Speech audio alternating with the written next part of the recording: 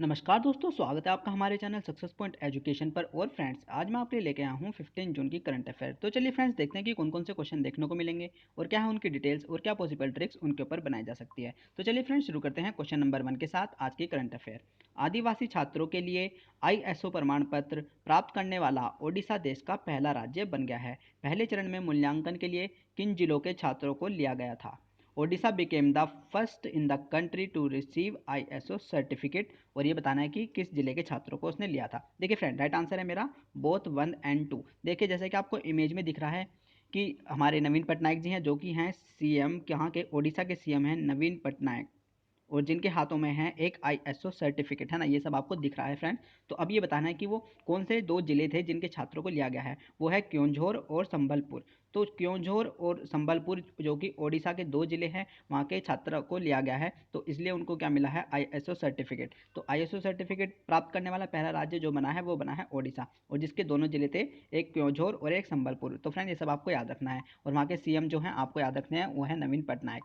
चलो फ्रेंड, अब थोड़ी सी और बात कर लेते हैं ओडिशा राज्य के बारे में। देखिए, अगर मैं बात करूं ओडिशा राज्य की फ्रेंड, तो अगर मैं डिस्ट्रिक्ट की बात करूं ओडिशा में, यानी कि अगर मैं ओडिशा में जिले की बात करता हूं, तो 30 जिले, तो टोटल जो जिले हैं वो 30 हैं ओडिशा राज्य में, है ना फ्रेंड। अगर मैं नेशनल पार्क की बात करूं फ्रेंड्स आपके साथ ओडिशा के, तो भीतरकनिका नेशनल पार्क, भीतर कनिका नेशनल पार्क आपको फ्रेंड्स ओडिशा में मिलेगा देखने को लो। और हम अगर मैं बांध की बात करूं, यानी कि अगर मैं डैम की बात करूं कि ओडिशा में कौन सा डैम पाया जाता है, तो ओडिशा में पाया जाता है हीराकुंड डैम, है ना फ्रेंड। ये सब आपको याद रखना है। हीराकुंड डैम बांध पाया जाता है, जो कि पाया जाता है मेरा महानदी पर।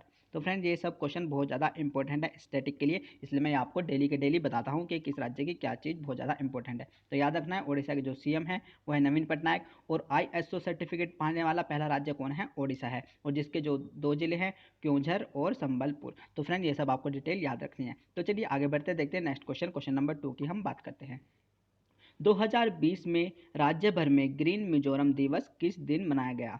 On which day was green Mizoram day observe across the state in 2020? तो फ्रेंड, राइट आंसर क्या है? 11 जून। देखिए फ्रेंड, जैसे कि आप इमेज में देख सकते हैं कि ग्रीन मिजोरम डे 2020 जो बनाया गया है 11 जून को। तो सबसे बड़ी बात, एक चीज़ मैं आपको बता देता हूँ कि जो ग्रीन मिजोरम डे की जो डेट है 11 जून, ये फ्रेंड्स आपको बिल्कुल भी याद नहीं रखनी है। क्यों? इसके पीछे क्या कारण है, क्या रीज़न है, मैं आपको बताता हूँ। देखो, ग्रीन मिजोरम डे जो हर साल बनाया जाता है, वो बनाया जाता है जून के फर्स्ट वीक और या सेकंड वीक में। तो ग्रीन मिजोरम डे जो है जून के फर्स्ट वीक या सेकंड वीक में मनाया जाता है। तो इस साल 2020 में इन्होंने सेकंड वीक में 11 जून को ग्रीन मिजोरम डे बनाया है। तो जो कि वो डेट इसकी शफल होती रहती है हर साल। तो ये बस इंपॉर्टेंट यह है कि जून के फर्स्ट या सेकंड वीक में ग्रीन मिजोरम डे हर साल मनाया जाता है फ्रेंड्स, है ना फ्रेंड्स। ये सब आपको याद रखना है। और ये क्यों मनाया है इन्होंने? अपने राज्य के पारिस्थितिकी अपने राज्य के पारिस्थितिकी को मजबूत करने के लिए इन्होंने ग्रीन मिजोरम डे बनाया है, जिसमें इन्होंने क्या 201 पेड़ भी लगाए हैं, है ना फ्रेंड। ये सब आपको याद रखना है। तो चलिए, अब जब मिजोरम की बात आई गई है, तो मिजोरम के CM हम देख लेते हैं कौन है। मिजोरम के CM है मेरे जोराम थंगा। जोराम थंगा जो है मिजोरम के आपके मुख्यमंत्री हैं। तो ये सब याद रखना है। तो ग्रीन मिजोरम डे हर साल जून के फर्स्ट या सेकंड वीक में, तो इस साल बनाया गया 11 जून। तो चलिए फ्रेंड्स, आगे बढ़ते हैं, देखते हैं नेक्स्ट क्वेश्चन, क्वेश्चन नंबर 3 की हम बात करते हैं।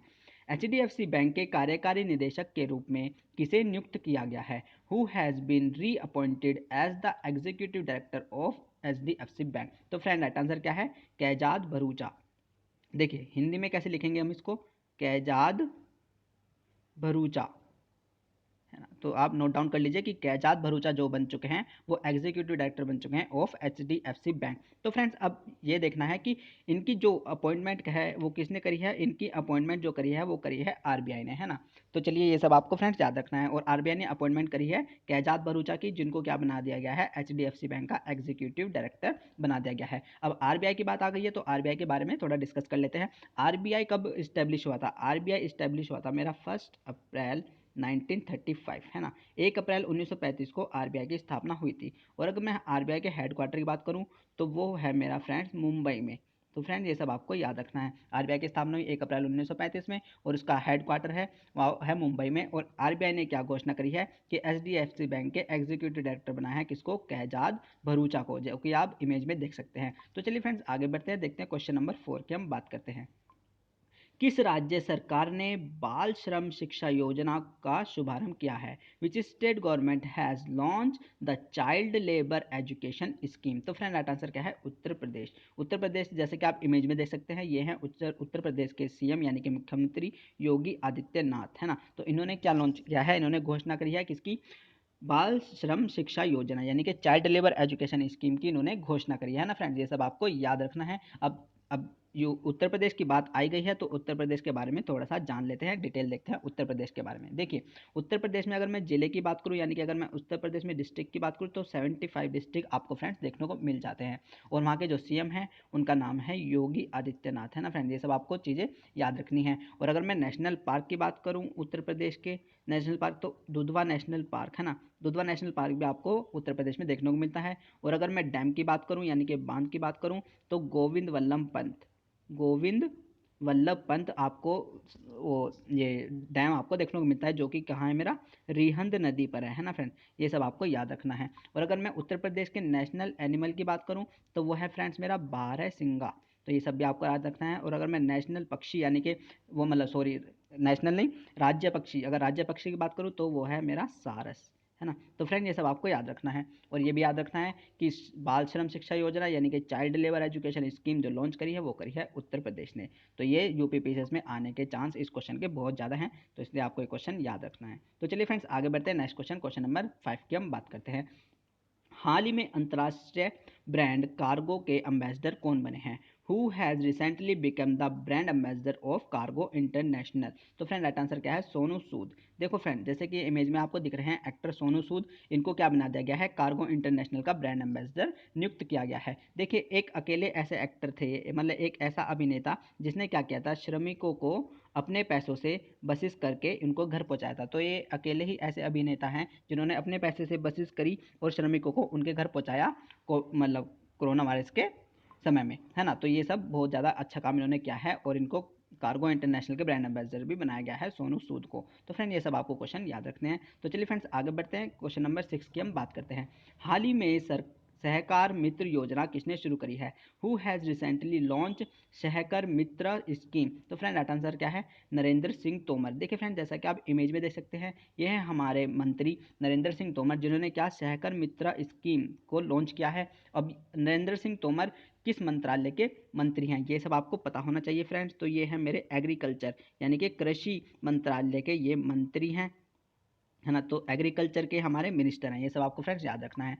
और अब सहकार स्कीम में क्या होगा, सहकार स्कीम में आईटी पेशेवरों को रोजगार दिया जाएगा, है ना। यानी कि आईटी पेशेवर को सहकार स्कीम के तहत जॉब मिलेगी, जो कि लॉन्च करी है नरेंद्र सिंह तोमर ने, जो कि हमारे क्या हैं, कृषि मंत्री हैं। तो फ्रेंड ये सब आपको याद रखना है। चलिए क्वेश्चन नंबर 7 के आगे बढ़ते हैं।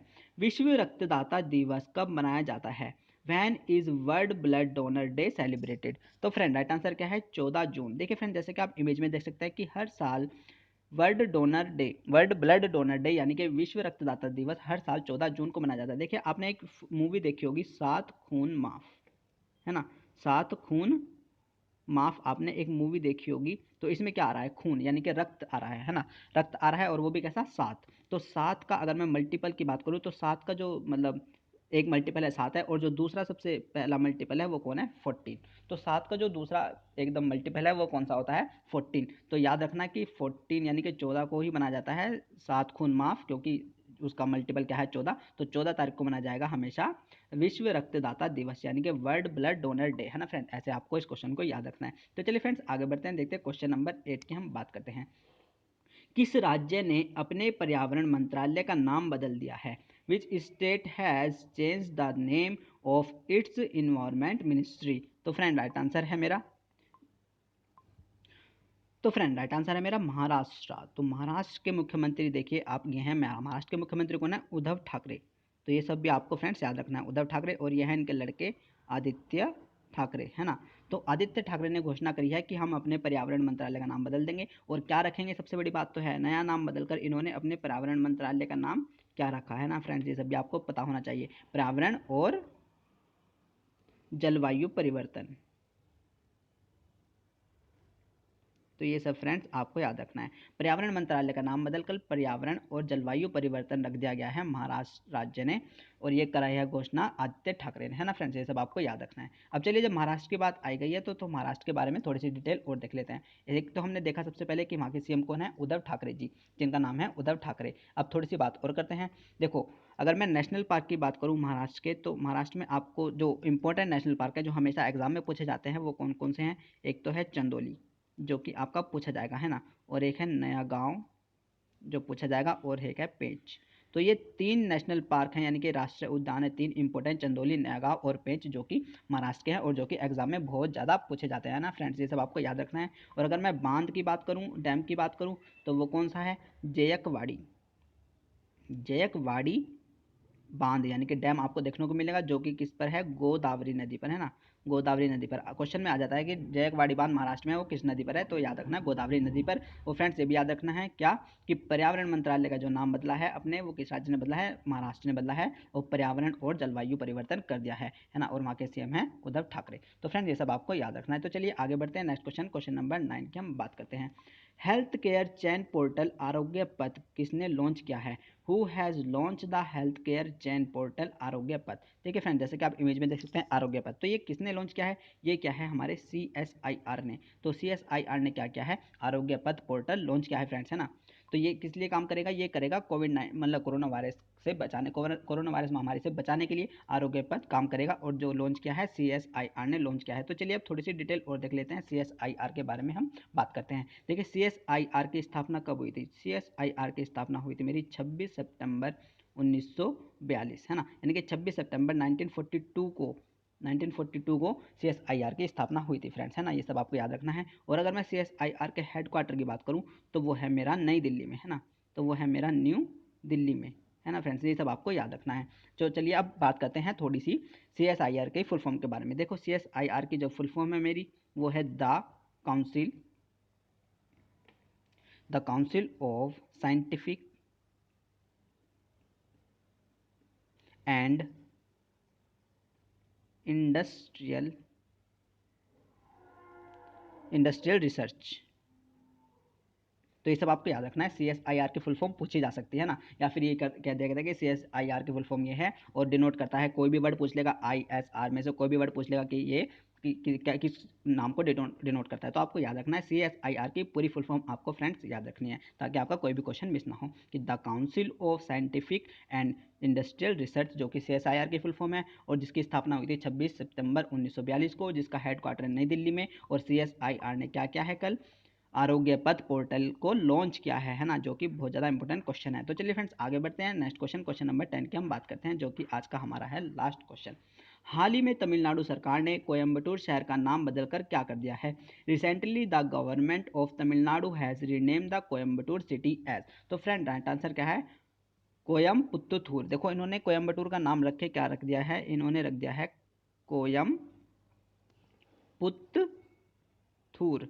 तो इन्होंने अपने कोयम्बटूर शहर का नाम बदलकर क्या रख दिया गया है, कोयम्पत्तूर रख दिया है ना फ्रेंड्स। ये कि बहुत काफ़ी, ये क्वेश्चन काफ़ी इंपॉर्टेंट है, तो ये आपको याद रखना है कि तमिलनाडु सरकार ने अपने कोयम्बटूर शहर का नाम कोयम्पत्तूर रख दिया है ना फ्रेंड्स। अब बात करते हैं अब तमिलनाडु के सीएम कौन है। तो तमिलनाडु के सीएम हैं आपके इड्डापड्डी,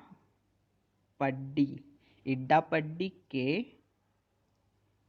पलानी स्वामी, है ना। तो फ्रेंड्स ये सब आपको याद रखना है, जो तमिलनाडु के जो मुख्यमंत्री हमारे इड्डापड्डी के पलनाथ स्वामी हैं। और क्या क्या है, तमिलनाडु ने कोयम्बटूर शहर का नाम बदलकर कोयम्पुत्तूर रख दिया है। तो चलिए फ्रेंड्स ये थी आज की हमारी 15 जून की करंट अफेयर। अगर आपको अच्छी लगी तो वीडियो को लाइक कर दीजिए, अगर आप हमारे चैनल पर नए हैं तो चैनल को फ्रेंड्स सब्सक्राइब करना मत भूलिए, फ्रेंड को चैनल को सब्सक्राइब कर लीजिए, ताकि आपको वीडियो का नोटिफिकेशन बिल्कुल बड़ी आराम से मिल सके और आप हमारी वीडियो आराम से देख सकें। तो चलिए फ्रेंड्स कल मिलते हैं हम आपके साथ 16 जून के करंट अफेयर के साथ। तब तक का अपना ख्याल रखिए, पढ़ते रहिए, खुश रहिए और बोर नहीं होना है। बाय बाय, नमस्ते, थैंक यू, टाटा।